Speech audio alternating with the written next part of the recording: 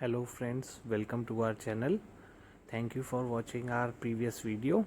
This is the part 3rd of Nelson Mandela. Hope you will like the video. Thank you. Let's begin the video now. Ceremony start Okay, होती sir. है in a lovely sandstone amphitheatre जो union building में था and decades देखो मैं बता रहा था ना ये देखो यहाँ पे लिखा हुआ है for decade it has been the seat of white supremacy DC. मतलब सालों से यहाँ Yes. पर कौन बैठते थे सिर्फ व्हाइट बैठते थे लेकिन अब यहाँ पर कौन बैठेंगे White. रेनबो ठीक है That's तो B. एक टाइम था यहाँ पे सिर्फ गोरे बैठते थे और अब यहाँ पे कोई अब देखो यहाँ पर उन्होंने कितनी अच्छी बात बोली नेल्सन मंडेला ने यहाँ पर कहीं पर भी ये नहीं बोला था कि अब यहाँ पे व्हाइट सुप्रीमेसी थी अब ब्लैक सुप्रीमेसी होगी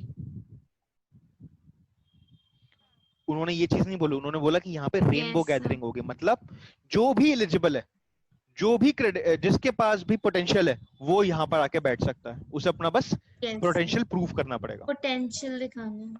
करेक्ट तो इसलिए उन्होंने बोला रेनबो गैदरिंग ठीक है और हम यहाँ पे क्या देखने आए हैं the Yeah. First democratic non racial government ठीक है तो नेल्सन मंडेला के साथ उनकी बेटी जाती है जनानी उनकी बेटी का नाम है और नेल्सन मंडेला से पहले उनके वाइस प्रेसिडेंट को नॉमिनेट किया जाता है जो थे मिस्टर डी क्लर्क ये बनते हैं डेप्यूटी प्रेसिडेंट या इंडिया में बोलते हैं vice president Yes. De Klerk Vice उसके President. वाइस प्रेसिडेंट या डेप्यूटी प्रेसिडेंट तुम कुछ भी कह सकती हो दोनों उसके बाद हमने देखा उनके वाइस प्रेसिडेंट उसके बाद आते हैं फर्स्ट डेप्यूटी प्रेसिडेंट मतलब प्रेसिडेंट उसके नीचे डेप्यूटी प्रेसिडेंट फिर फर्स्ट डेप्यूटी Hmm. ठीक है तो फिर आते हैं फर्स्ट डेप्यूटी Yes, जो sir. बनते हैं थाबो मबीकी Mabiki. करेक्ट तो ये सारे बनने के बाद फिर नंबर आता है नेल्सन मंडेला का Nelson Mandela का. करेक्ट और नेल्सन मंडेला फिर ओथ लेते हैं जैसे इंडिया में ओथ लेते हैं सारे एमपीज एमएलएस पीएम ओथ लेते हैं तो नेल्सन मंडेला भी ओथ लेते हैं कि I will uphold the constitution and devote myself to the wellbeing of the republic and its people sir मुझे ये वाली लाइन नहीं समझ आई the sun shall never set on so glorious on a human human achievement achievement. ठीक है मैं तुम्हें पूरा फ्रेज समझाऊंगा because it is very important ये फ्रेज बहुत इंपॉर्टेंट है देखो मैंने कुछ लाइंस अंडरलाइन करी हैं तो ये मेरे को लगता है कि इसमें इंपॉर्टेंट है इस फ्रेज में जिनको तुम यूज कर सकती हो और यहाँ ही यूज नहीं कर सकती तुम्हें कहीं ऐसे लिखना हो कभी कुछ भी लिखना हो तो ये बहुत इंपॉर्टेंट लाइंस है मैं तुम्हें मतलब समझाता हूँ होता क्या है देखो अब जब नेल्सन मंडेला गए तो नेल्सन मंडेला ने स्पीच दी और उनकी स्पीच में सबसे पहले क्या था today all of us do by our presence here confer glory and hope to the newborn liberty अब यहाँ पे जो न्यूबॉर्न लिबर्टी की बात वो कर रहे हैं तो ये न्यूबॉर्न लिबर्टी है एक्चुअली न्यूबॉर्न नेशन तो जो न्यूबॉर्न लिबर्टी है वो क्या है न्यूबॉर्न नेशन ठीक है out of the experience of an extraordinary human disaster ये लाइन उन्होंने बोली है apartheid correct apartheid political system के लिए क्योंकि वो एक डिजास्टर था क्योंकि डिजास्टर Yes, क्या होता है sir. जो किसी को बहुत इंपैक्ट करता है जिसकी लाइफ तबाह कर देता है Discrimination. करेक्ट और Exploit करते हैं. बिल्कुल और हम्म। ह्यूमन डिजास्टर क्यों बोला है क्योंकि ये तो ह्यूमंस ने बनाया नेचर ने थोड़ी ना बनाया नेचर कभी थोड़ी ना बनाती है कि हाँ काले काले को पसंद करेंगे लेकिन सफेद के साथ दुश्मनी रखेंगे और सफेद कालों के साथ दुश्मनी रखेंगे ये तो हमने बनाया है तो नेल्सन मंडेला उसी के लिए कह रहे हैं कि Yes, out of the sir. Experience of an extraordinary human disaster that lasted too long क्योंकि पिछले 200 साल से ब्रिटिशर्स जो थे वो साउथ अफ्रीका पे रूल कर रहे थे ठीक है अब वो सब खत्म हो जाएगा अब हम एक ऐसी सोसाइटी बनाएंगे जिसपे humanity will be proud of कि अब आज हमारे हाथ में जब अब सिस्टम आया है पॉलिटिकल सिस्टम आया है तो we will create a country जिसपे ह्यूमैनिटी जो होगी जो लोग होंगे बाकी जो कंट्रीज होंगी वो प्राउड फील करेंगी मतलब सबके लिए इक्वालिटी होगी सबके लिए फ्रीडम होगी सबके लिए लिबर्टी होगी ठीक है तो याद रखो मैंने फ्रेंच रेवोल्यूशन में तुम्हें 3 Yes. चीजें पढ़ाई थी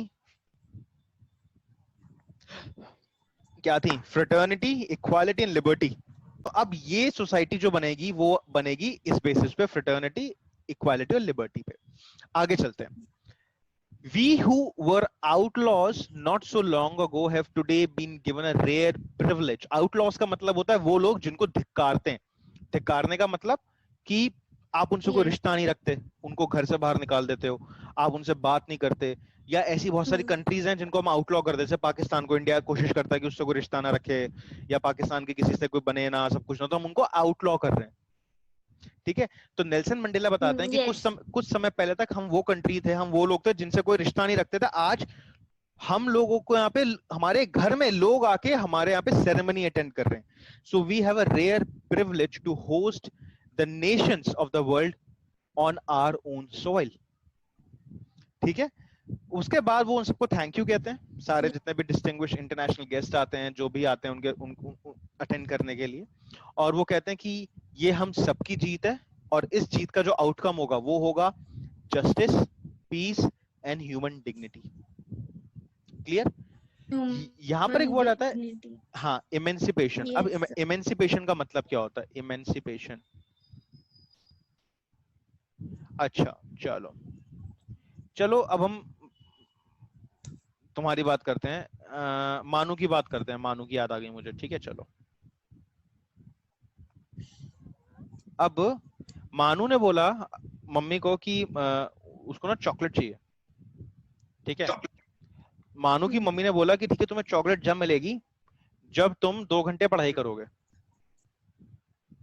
ठीक है, Okay. और 2 घंटे पढ़ाई करने के बाद तुम्हें चॉकलेट मिल जाएगी। तो तुम्हें क्या लगेगा कि अब मानू ने जो चॉकलेट ली है, क्या वो चॉकलेट उसे फ्री में मिली है? नई रेस्ट्रिक्शंस के बाद मिली है। एक रिस्ट्रिक्शन के बाद मिली है ना। तो जब ऐसा कुछ होता है ना, इसको आप Yes. कहते हो फ्रीडम। कि हाँ, उसे चीज तो मिली है लेकिन बहुत मेहनत करने के बाद। जैसे हम कहते हैं ना, इंडिया का जो इंडिपेंडेंस मूवमेंट है वो एक्चुअली में एक फ्रीडम मूवमेंट है, वो में फ्री में नहीं मिला Yes. है ना। उसके लिए मेहनत करी है, उसके लिए रिस्ट्रिक्शंस हैं, बहुत डिफिकल्टी से मिला है। ऐसा नहीं कि भाई सामने वाले आए ब्रिटिशर्स और एक दिन फोन किया महात्मा गांधी जी को और बोला hey Gandhi how are you and हम जा रहे हैं। ठीक है, ऐसा कुछ भी नहीं हुआ। ठीक है, इमेंसिपेशन Yes, इस sir. इमेंसिपेशन होता है किसी को फ्रीडम देना, लेकिन किसी रिस्ट्रिक्शन के साथ नहीं। मतलब मानो को मम्मी बोलेंगी ले बेटा तू चॉकलेट ले ले, लेकिन पढ़ाई मत कर, कोई दिक्कत नहीं, तू चॉकलेट खा। कि हम एक ऐसी Okay. सोसाइटी बनाएंगे जहां पे लोग फ्री तो होंगे लेकिन उनको कोई रिस्ट्रिक्शन नहीं होगी। ऐसा नहीं होगा कि हाँ आप सिर्फ ये काम तब कर सकते हो, पहले आप ये करो, फिर ये कर पाओगे तब आप ये करो। मतलब वो एंजॉय करें उस फ्रीडम को, उसको बर्डन फील ना करें।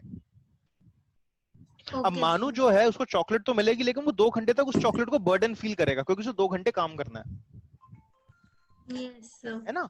तो इसलिए उन्होंने बोला कि एट लास्ट हम लोगों ने अपना पॉलिटिकल इमेंसिपेशन अचीव कर लिया, और हम प्लेज करते हैं liberty of our people and किससे? पॉवर्टी से, डेप्रिवेशन, सफरिंग, हर किसी से आजादी, Bring other gender and other discrimination. Discrimination. ठीक है, लास्ट लाइन जो तुम मुझसे पूछ रहे हो वो क्या है? देखो, अब नेल्सन मंडेला हम मान सकते हैं कि वो काफी एथिकल है, आई एग्री। नेल्सन मंडेला बहुत एथिकल होंगे, उन्होंने इतना स्ट्रगल करा, और जब तक उन्होंने रूल करा होगा साउथ अफ्रीका में किसी को भी कुछ के साथ कोई बुरा नहीं हुआ होगा। बट एक टाइम तो होगा ना जब नेल्सन मंडेला चले जाएंगे, Yes. है ना। एक टाइम तो होगा ना कि अब उनकी जगह कोई और प्रेसिडेंट Yes, बनेंगे, sir, होगा. होगा ना। तो हो सकता है कि जब कोई नया बंदा आएगा, क्योंकि उसने नेल्सन मंडेला जितना स्ट्रगल नहीं करा, उन्होंने नेल्सन मंडेला जैसे, शायद उनके पास एथिक्स नहीं है, मोरल्स नहीं है, तो शायद वो वैसे रूल ना करे जैसे नेल्सन मंडेला रूल कर रहे थे या गवर्न कर रहे थे। Yes, हो sir. सकता है चीजें बदल जाएं, अगर वो कोई ब्लैक आया और हो सकता है उसने व्हाइट्स के लिए इक्वालिटी खत्म कर दी, मतलब व्हाइट्स के साथ डिस्क्रिमिनेशन करना स्टार्ट कर दिया, तो क्या होगा? एपार्थाइड मूवमेंट ऑफिस आ जाएगा, लेकिन इस टाइम ब्लैक्स के लिए नहीं, Yes, व्हाइट्स sir. के लिए, है ना। Yes, तो sir. उन्होंने यहाँ पे प्लेज किया कि हम कभी भी, जो आज सूरज उठा है, जो आज ये नई रोशनी आई है, जो आज एक नया कॉन्स्टिट्यूशन आया, जो आज एक नई थॉट आई है, मेरे जाने के बाद भी ये सूरज कभी डूबना नहीं चाहिए। ये कॉन्स्टिट्यूशन, ये थॉट, ये प्लेज, ये खत्म नहीं होनी चाहिए कि कोई भी रूलर आए वो इन सब चीजों को वैसे ही फॉलो करे जैसे नेल्सन मंडेला फॉलो करेंगे।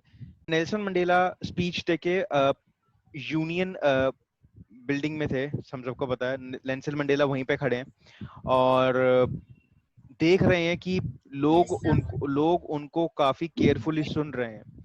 ठीक है, उनको ऐसा फील हो रहा है कि एक टाइम ऐसा होता था, एक टाइम इतना डिफिकल्ट था कि जब वो स्पीच देते थे तो हमेशा उनकी स्पीच पे लोग जो है वो रिएक्ट करते थे, हमेशा एक टाइम ऐसा होता था कि उनकी स्पीच पे लोग रिएक्ट करते थे, लेकिन आज जो डिग्नेटरीज बैठे हैं उनके सामने वो उनकी स्पीच पे Yes. रिस्पॉन्स कर रहे हैं. So there is a difference between react and response.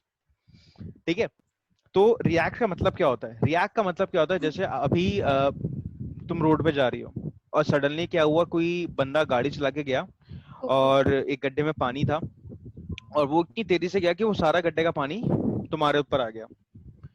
अब रिएक्शन में क्या होगा कि तुम एकदम से Okay, sir. एकदम चिल्लाना स्टार्ट कर दोगे, चीखना स्टार्ट कर दोगे, and you will start showing aggressive behaviour. ठीक है, बट अगर तुम रिस्पॉन्स दोगी तो Yes. रिस्पॉन्स क्या होगा? तुम उस गाड़ी वालों को रोकोगी और उनको बोलोगे कि आपने जो भी किया it was not wrong. You will try and listen to him कि आप इतनी तेजी से क्यों जा रहे थे. ठीक है, क्या कोई जरूरी काम था, कोई कुछ था, आप उसकी सिचुएशन समझने की कोशिश करो. Yes, sir. है ना? तो आप रिएक्ट नहीं कर रहे, you are trying to response in a very Yes, sir. Mannered way. ठीक है, तो सिमिलरली Response. नेल्सन, हाँ रिस्पॉन्स. तो Yes. सिमिलरली नेल्सन मंडेला ने सुना कि जब मैं आज से पहले ये बात बोलता था कि हम लोग एक नई कंट्री बनाएंगे, we will build a new nation, और that nation will be based on equality, liberty and justice for everyone. So the amount of criticism and the amount of reaction I usually received, वो आज missing है. लोग उनको बोलते थे कि नहीं ऐसा नहीं हो सकता, व्हाइट्स जो होते थे वो उनको जेल में डाल देते थे, बाकी जो दूसरी कंट्रीज भी थी, वर्ल्ड पावर्स जो थी, वो कोई उनके सपोर्ट में नहीं था. यूएसए उनके सपोर्ट में नहीं था, फ्रांस उनके सपोर्ट में नहीं था, बड़ी कंट्रीज उनके सपोर्ट में नहीं थी. तो वो कहते थे कि बाकी सब लोग हम पे रिएक्ट करते थे. Yes, लेकिन sir. आज जब मैं बोल रहा हूँ, बिकॉज आज जब मैं Hmm. यूनियन बिल्डिंग के सामने खड़ा हूँ, आज जब मैं एक प्लेटफॉर्म पे खड़ा हूँ, आज मैं पोडियम पे खड़ा हूँ, आज जब मैं बोल रहा हूँ, लोग जो है मेरी बातों पे रिस्पॉन्ड कर रहे हैं. ठीक है, वो मेरी बातों को मेरी सिचुएशन में आके समझ रहे हैं कि हाँ मैं जो Okay, बोलता था वो ठीक था. ठीक है, एंड देन सडनली वो एकदम से ऊपर देखते हैं, यूनियन Yes. बिल्डिंग में ऊपर देखते हैं, तो वो अपने जहाँ पे जिस पोडियम पे वो खड़े होते हैं, और एकदम से ऊपर देखते हैं, और ऊपर उन्हें दिखता है कि वी शेप के अंदर अफ्रीकन जेट्स जो हैं उन्हें सैल्यूट करते हुए ऊपर निकल रहे हैं, मार्च करते हुए, और उनके पीछे निकल रहे हैं हेलीकॉप्टर्स. Yes, sir. तो उन्होंने बोला था कि ये इतना प्राइज मूवमेंट है जो उन्होंने अपनी लाइफ में नहीं सोचा था, कि वो पोडियम पे खड़े होंगे, जो लोग जमीन पे होंगे वो डिग्नेटरीज होंगे और वो उनको रिस्पेक्ट दे रहे होंगे, प्लस उनके लिए रिस्पेक्ट आसमान से भी आ रही होगी, आसमान से भी उनके लिए रिस्पेक्ट आ रही होगी. तो उन्होंने बोला ये इतना एक Yes. इतना एक प्राइज्ड मूवमेंट है जो उन्होंने अपनी लाइफ में नहीं देखा था, और उनको एक प्राउड फीलिंग आ रही थी. अब यहाँ पे Okay. उनको वो इमोशनल नहीं थे, यहाँ पे वो एक्चुअली में बहुत प्राउड फील कर रहे थे जब उन्होंने देखा कि जब वो चल के आ रहे थे, मतलब जब वो अपनी पोडियम की तरफ आ रहे थे, जब ये पोडियम था और उसकी तरफ जब वो चल के आ रहे थे, ये रोड था पोडियम की तरफ, और डिग्निटरीज जो थे वो इधर उधर बैठे थे, यहाँ पे सारे हर जगह बैठे हुए थे दोनों साइड्स. तो जब डिग्निटरीज इधर बैठे हुए थे और वो अपने पोडियम की तरफ चल के आ रहे थे, तो यहाँ पे खड़ी थी आर्मीज, उनके अफ्रीकन आर्मी के ऑफिसर्स. यहाँ पर भी खड़े थे अफ्रीकन आर्मी के ऑफिसर्स, Okay, sir. जो उनको सल्यूट कर रहे थे, जो उनको उनके सामने एक्चुअली में झुक के खड़े थे. फिर वो चढ़े ऊपर पोडियम पे और उन्होंने नोटिस करा कि आर्मी Okay, नीचे sir. उनको सल्यूट कर रही है और एयरफोर्स ऊपर उन्हें सल्यूट कर रही है. ठीक है, तो उन्होंने अपनी लाइफ में नहीं सोचा था कि वो कभी ऐसा मूवमेंट Yes. देख पाएंगे अपनी लाइफ में. मतलब वो ये तो चाहते थे, वो ये जरूर चाहते थे कि अफ्रीका आजाद हो, साउथ अफ्रीका आजाद हो, वो ये भी चाहते थे कि साउथ अफ्रीका से अपार्थाइड मूवमेंट खत्म हो, पॉलिटिकल सिस्टम खत्म हो, बट वो कभी उनकी दिल से इच्छा नहीं थी कि वो प्रेसिडेंट बने. उन्होंने कभी नहीं सोचा था कि वो प्रेसिडेंट बनेंगे. ठीक है, कि जैसे कुछ तो लोग होते हैं ना जिनका ये मानना होता है कि हाँ मैं ऐसा करूंगा ऐसा करूंगा. Okay, sir. मतलब there are people who actually focus on result, and then there are people who actually focus on preparation. Yes. So Nelson Mandela, Mahatma Gandhi belong to category 2. They are the people who are actually working for the result. मतलब वो result के लिए काम कर रहे थे, result पाने के लिए काम नहीं कर रहे थे. वो चाहते थे कोई रिजल्ट आए, बट रिजल्ट उनके फेवर में आए वो ये कभी नहीं चाहते थे. उनका पर्सनल फेवर नहीं था उसके अंदर. वो चाहते थे, उनका रिजल्ट क्या था कि उनका रिजल्ट था कि अफ्रीका लिबरेट हो. उनको ये रिजल्ट चाहिए था, बट उनका पर्सनल कोई इसके अंदर मोटिव नहीं था कि अफ्रीका लिबरेट होगा तो I will become the president, I will become PM, I will hold the power and I will rule. ऐसा कुछ नहीं था. सिमिलरली महात्मा गांधी जब 1947 में ब्रिटिशर्स इंडिया से गए तो Mahatma Gandhi was the only person from Indian National Congress, like only leader from the Indian National Congress who did not accepted any position in Constitution Assembly and in government. ना ही वो constitution assembly में गए जहां पे constitution बन रहा था, Yes, ना ही sir. उन्होंने कोई पोजीशन होल्ड करी. इवेंचुअली अगर तुम्हें पता हो तो महात्मा गांधी ने Indian National Congress as a leader 1930s में छोड़ दी थी. उन्होंने बोल दिया था कि मेरे को पॉलिटिशियन नहीं बनना, I don't want to be a leader. तो 1930s में वो पोजीशन छोड़ चुके थे एंड उन्होंने बोला कि मुझे लीडर नहीं बनना और मैं कांग्रेस ज्वाइन नहीं, मतलब वो कांग्रेस का पार्ट नहीं थे. ठीक है, तो उनको अपना कोई पर्सनल मोटिव नहीं था. वरना अगर कल को महात्मा गांधी चाहते तो जब 1947 में देश आजाद हुआ था और वो कहते कि मुझे पीएम बनना है और मुझे प्रेसिडेंट बनना है, तो there was no one who can stop him. He could have easily Yes, got sir. elected and he could have easily got anywhere at any position. Similarly things goes for Nelson Mandela. तो बल्कि जब Yes. देश जब system खत्म हुआ और जब उन्हें जेल से निकाला गया तो वो अपने ट्राइब में वापस जाना चाहते थे. नेल्सन मंडेला की अगर तुम बायोग्राफी का एंड पढ़ोगे तो उसमें साफ लिखा था कि instead of joining politics he wanted to return back to his tribe. He wanted to live last years of his life very peacefully. He do not want to govern. But it was the people of the Africa and it was the people of the party who actually forced him to govern. So वो इस चीज को आज बहुत proudly feel कर रहे थे. तो क्योंकि उन्होंने भी ये सब चीजें एक्सपेक्ट नहीं की थी कभी कि ऐसा कुछ होगा. अब जब चीजें आप एक्सपेक्ट नहीं करते और एकदम से ऐसी बड़ी बड़ी चीजें हो जाती हैं तो you start feeling good about it, है ना. तो ऐसा ही हुआ. तो अगर तुम इस लाइन को पढ़ोगे तो यहाँ पे लिखा हुआ है हाँ, it was not only the display of pin point precision and military force, but a demonstration of military's loyalty to democracy, to a new form of government that had been freely and fairly elected.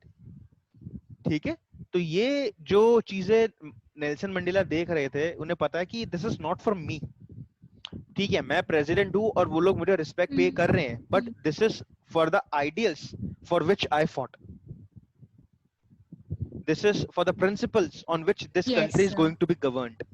So चाहे आज वही चीज मैं तुम्हें बता रहा हूँ. अगर आज नरेंद्र मोदी रिपब्लिक डे पे खड़े होते हैं या प्रेसिडेंट हमारे यूजुअली रिपब्लिक डे पे खड़े होते हैं और जितनी भी झांकियां जारी होती हैं, जितनी भी परेड्स होती हैं, वो एक्चुअली में उनको सल्यूट करती हुई जाती हैं, अगर तुमने नोटिस किया होगा, और वो भी सल्यूट करते हैं उन्हें. तो वो जो लोग हैं, हाँ, वो जो लोग हैं वो एक्चुअली में रामनाथ कोविंद को सल्यूट नहीं कर रहे, वो या प्रणब मुखर्जी हमारे एक्स प्रेसिडेंट थे, उन्हें सल्यूट नहीं कर रहे. वो एक्चुअली में सल्यूट कर रहे हैं उस कॉन्स्टिट्यूशनल पोजीशन को जिसको वो होल्ड करते हैं. ठीक है, तो सिमिलरली हमें चीज याद रखनी चाहिए कि अगर कल को हमें कोई एक रोल एंड रिस्पॉन्सिबिलिटी मिलती है तो हमें वो रिस्पॉन्सिबिलिटी एंड रोल इसलिए नहीं मिला क्योंकि हम चाहते हैं. ठीक है, वो हमें इसलिए मिला है क्योंकि हम इतने कैपेबल बन गए हैं कि वो हमें चाहता था. ये चीज बहुत इंपॉर्टेंट है. अगर तुम क्लास के अंदर सोचो 100% का भी मार्क्स स्कोर करना चाहती हो और समझो तुम्हारे 97% मार्क्स आते हैं, तो इसका मतलब ये कि वो लोग गलत नहीं है जिन्होंने तुम्हारी कॉपी चेक करी. इसका मतलब है कि तुम में अभी लैकिंग है. तो चीजों को ऐसे देखना चाहिए, हमें ऐसे नहीं देखना चाहिए. हमें हर चीज को इस वे में परसीव नहीं करना चाहिए कि नहीं पेपर बहुत हार्ड था या टीचर ने चेकिंग बहुत गलत करी या बायस्ड चेकिंग थी, फलाना ढिमकाना. हमें ये देखना चाहिए कि हमारी लैकनेस थी या नहीं थी. जिस दिन हमारी लैकनेस खत्म हो जाएगी उस दिन हमें जो चाहिए वो मिल जाएगा. ठीक है, चलो आगे चलते हैं. हाँ, आगे चलते हैं. नेक्स्ट आता है. अब बहुत इंपॉर्टेंट मूवमेंट था कौन सा? National anthem. अब ये इंपॉर्टेंट मूवमेंट क्या था? अच्छा, अफ्रीका कुछ बहुत ही बड़े एक्सेप्शंस में से एक है. इवन इंडिया भी नहीं है इतना बड़ा एक्सेप्शन, लेकिन अफ्रीका ऐसा एक्सेप्शन है जिसके पास एक ड्यूअल नेशनल एंथम है. यूजुअली होता क्या है बताओ? नेशनल एंथम तो देश में एक ही होता है. जैसे फादर ऑफ द नेशन एक है, अब कल को लोग कहते हैं फादर ऑफ एक ही होता है. एक ही होता है. ऐसे हम लोग कहते हैं कि नेशनल एक्वेटिक एनिमल हमें पता है डॉल्फिन है या इंडियन गैंजेस डॉल्फिन है। हमें पता है नेशनल एनिमल कौन सा है, नेशनल ट्री कौन सा है, Yes. नेशनल सॉन्ग कौन सा है, नेशनल एंथम कौन सा है। नेशनल सॉन्ग कौन सा है हमारा? वंदे मातरम। वंदे मातरम है बंकिम, Yes. वंदे मातरम है बंकिम चंद्र चटर्जी का। तो Yes. Yes. बंकिम चंद्र चटर्जी का है और ये लिखा गया था 1896 के अंदर, मतलब नेशनल एंथम से बहुत पहले लिखा गया था। नेशनल एंथम तो हमारा बहुत लेट लिखा गया था,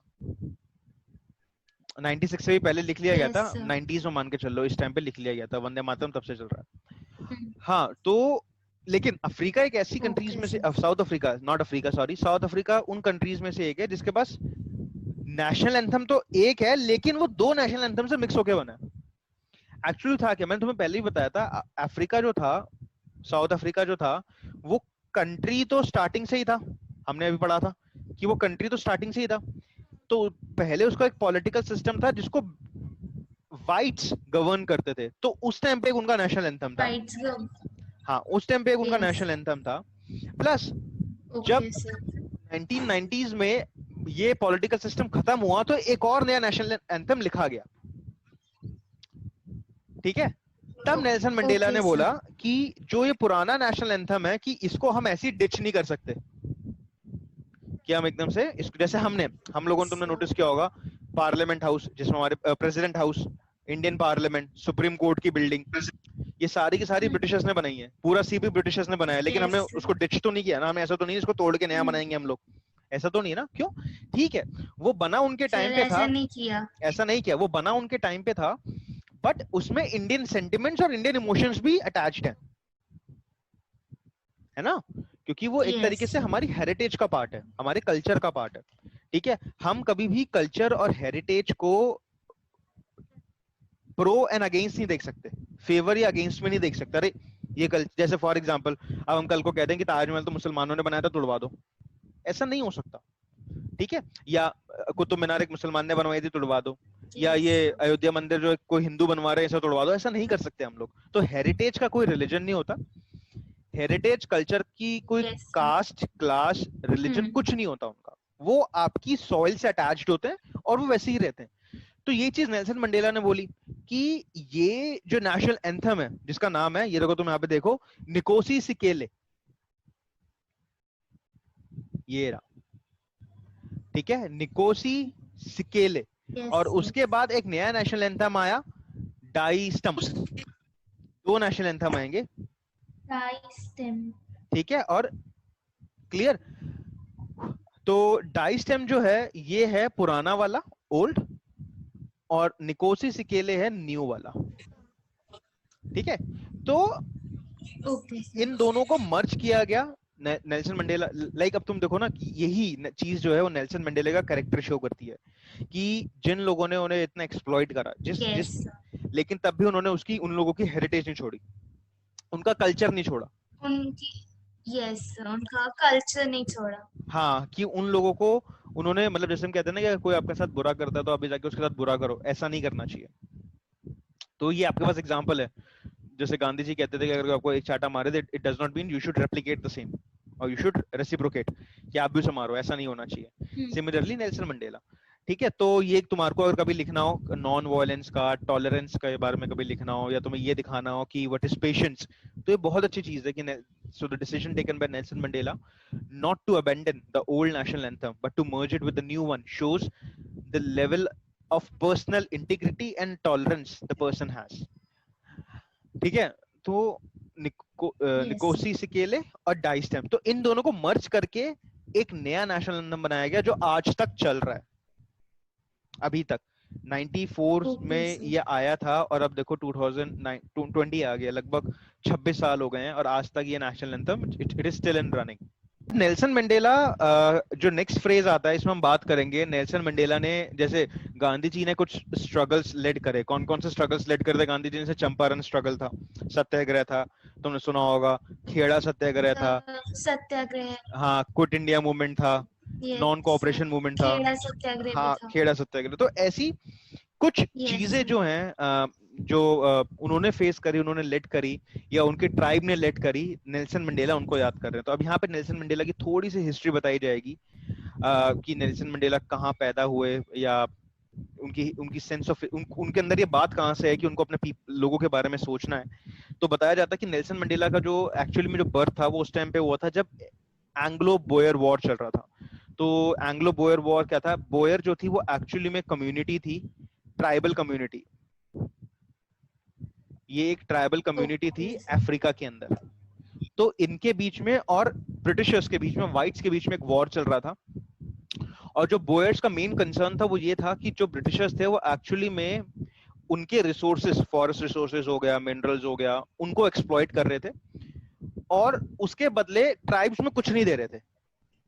समझ रही हो? मतलब ट्राइब्स के लोगों को उन्होंने बॉन्डेड लेबर में कन्वर्ट कर दिया था, स्लेव्स में कन्वर्ट कर दिया था, उनसे उन्हीं की लैंड पे काम कराते थे, but they were not treating them with